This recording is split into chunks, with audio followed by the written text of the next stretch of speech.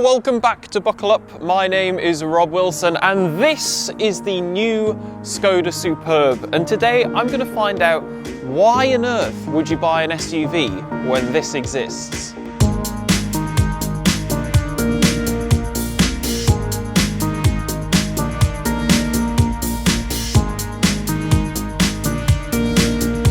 So let's start at the front where we can see the new LED matrix headlights. We've got the familiar Skoda grille with the prominent Skoda badge. That is no longer something to hide.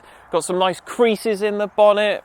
We've got some splittery bits going on down here, but we'll have a look at the side and see what's going on there. So we've got some 18-inch alloy wheels. Not too much else in the way of styling other than these chrome roof rails. You can see how long this car is, being the Estate. It's 4.9 meters long, so it only just fits in a parking space. I've got a fuel flap here that I wouldn't normally bother mentioning, but it's got one of those Simply Clever items inside it in the form of an ice scraper.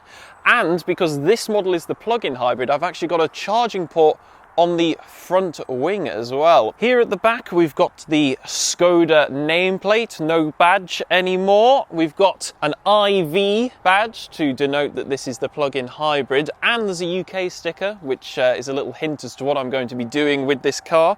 And then the name Superb, which is a superb name. We've also got quite a large spoiler. It's sort of hidden though, you wouldn't really know, but this is the most aerodynamic the Estate model has ever been, with a drag coefficient of 0.25. But let's open up the boot. Electronic, of course. And I'm going to have a seat because in here we've got 690 litres of space with the seats up.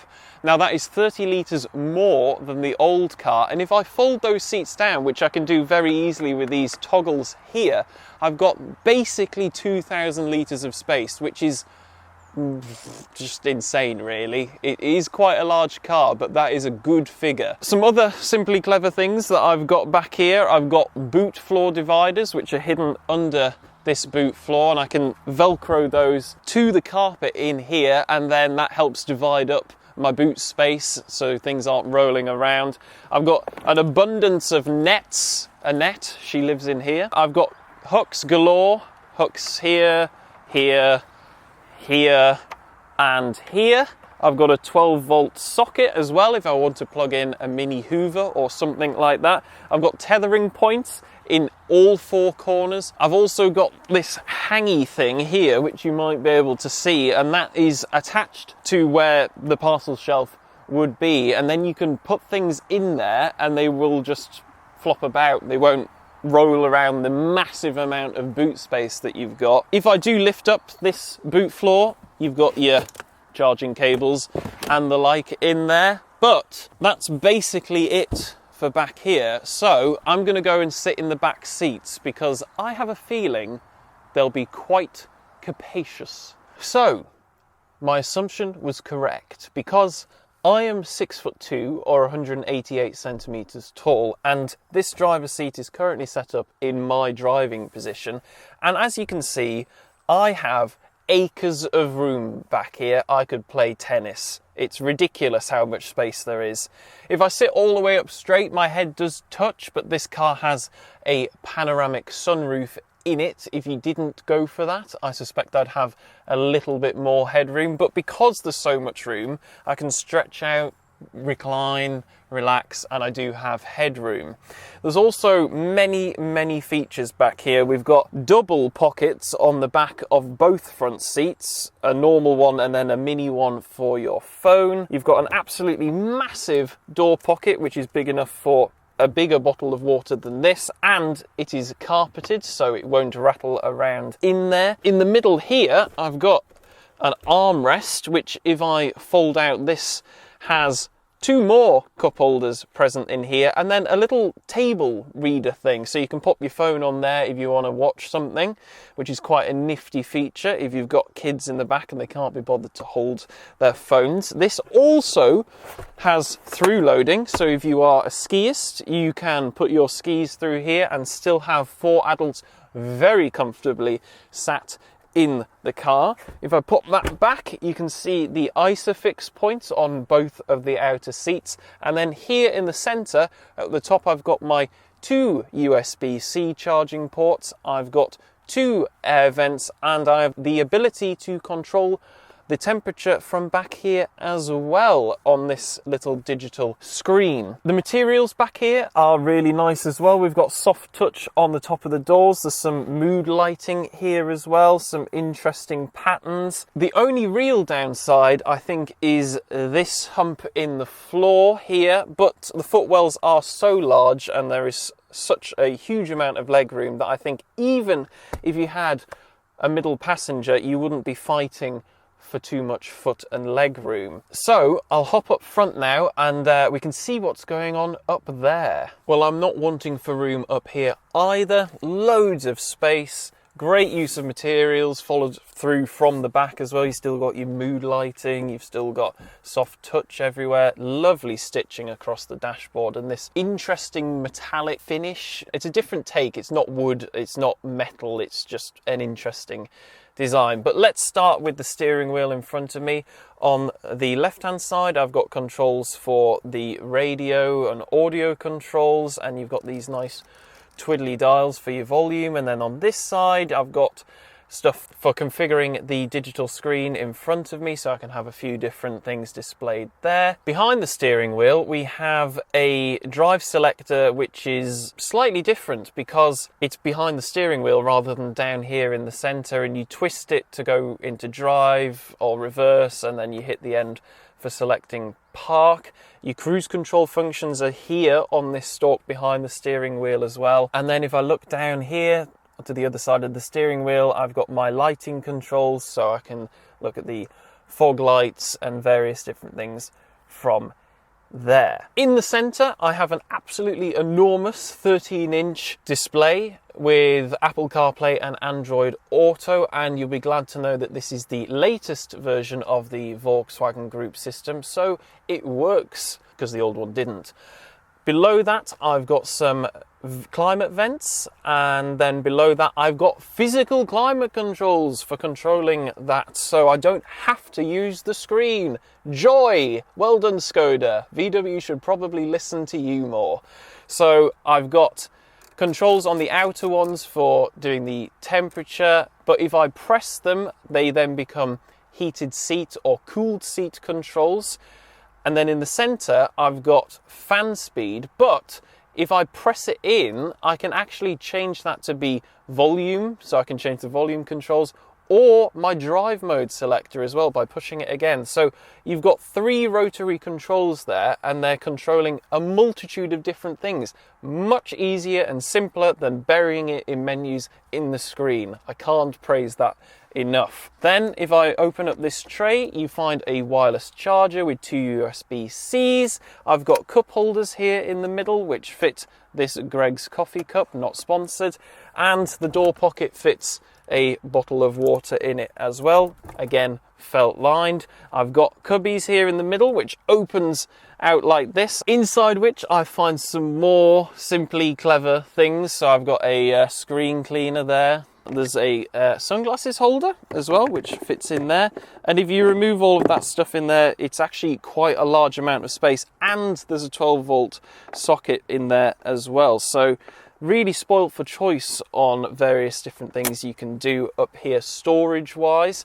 You've also got a really quite large glove box. Above me, I've got the controls for the sunroof and downlighting. And then lastly, I must talk about these seats because they are the ergo comfort seats. So I can extend the front of them so I can collect all of my crumbs in here. And I've also got a massaging function, and there are 3 memory slots as well. So that is really handy. But what I think I'll do now is take it for a drive, which may be in a different location to where I've started this video, thanks to that UK sticker on the back. Right then, on the road in the new Skoda Superb IV. And first thing to say is I am no longer in the UK. I am currently blasting through France on my way down to Milan, actually. So I'll be stopping off in Switzerland and Italy. But I thought now would be a good opportunity to talk some more about the car and how it drives, because I've done many kilometers in it in France. Really, I want to take it back to my original point, which is why would you buy an SUV?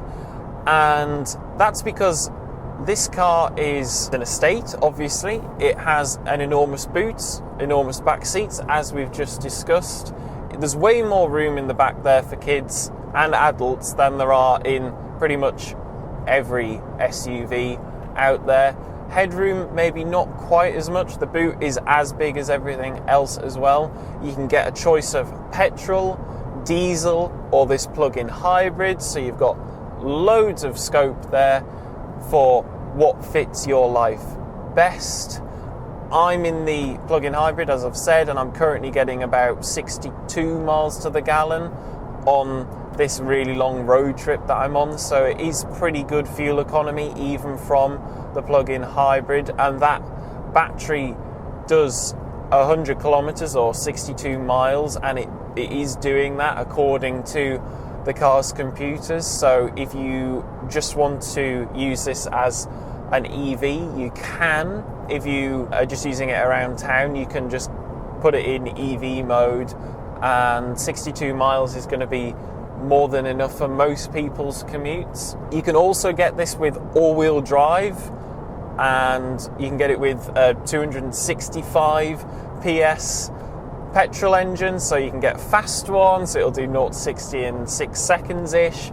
So there is so much breadth of specifications that you can have in this car that it doesn't make sense to go for an SUV when this car exists, because you've got the option of the all-wheel drive, you've got the various different engine outputs, you can put a trailer, a caravan on the back, and the diesel ones have got 400 newton meters of torque, as has the top spec petrol actually. It's extremely quiet in here. I'm on a French motorway, so I'm doing 80 miles an hour. There's barely any wind noise, tyre noise. Everything is kept nice and quiet. These seats are ridiculously comfortable. I've got a massaging function on this one, so when I've been doing many miles, as I have been, I can put that on and it'll sort my back out. I haven't got a numb bum. The ride is incredibly compliant and soft without being squidgy, if that makes sense. It's not wallowy, it's still sporty enough. It's really quite a compelling package, and I'm pleasantly surprised by the fuel economy in this plug-in hybrid. I mean, it's not going to be doing 100 plus miles to the gallon unless you are mainly using the EV part, but to get 62, it's pretty similar to what you're going to be getting from the diesel, so if not a little bit more.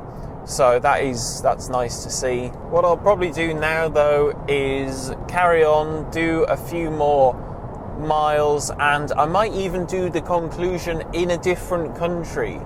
So cut to me in Switzerland. Right, well, I am at the side of the road, so apologies for the noise, but the Superb has made it up the Furka Pass. Hopefully YouTube doesn't demonetize me for saying the name of this road. But the car is incredible, it's super comfortable. I wouldn't bother with an SUV. All the reasons I've given, this has got everything that you need. So thank you so much for watching. Hopefully you've enjoyed the slightly different places that this one's been filmed. If you've enjoyed the video, make sure to give it a like, comment down below, but most importantly, please do subscribe to the Buckle Up YouTube channel and turn notifications on so you never miss one of our uploads. If you want to support what we do, we have memberships and we have merch as well, so if you want any of that, please go and check all of that stuff out in the description. All the behind the scenes of this are on Instagram, so go and follow us on there as well, and we'll see you in the next one. Bye!